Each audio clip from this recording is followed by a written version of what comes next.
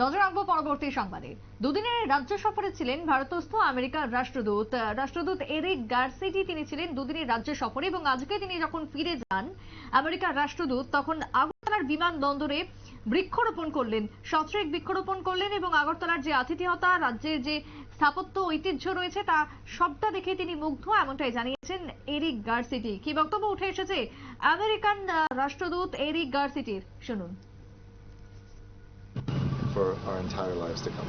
So did you had any government engagements? Yeah, we just went and saw at the government youth hostel. Okay. There's a gathering of youth from every state in India. The Consul General and I just came from there and met with not only Tripura youth, but youth from Rajasthan and youth from Madhya Pradesh and youth from Manipur and youth from all the country, Kerala. আপনারা শুনলেন American রাষ্ট্রদূত Eric গারসিটির বক্তব্য। দুদিনের রাজ্য সফরে তার রাজ্যের আতিথেয়তা এবং উজ্জান্ত প্যালেস বিশেষ করে খুবই ভালো লেগেছে, এমনটাই তিনি জানিয়েছেন আজকে প্রতিক্রিয়া দিতে গিয়ে। ছোট্ট একটা বিরতির পর ফিরছি, সঙ্গে থাকুন।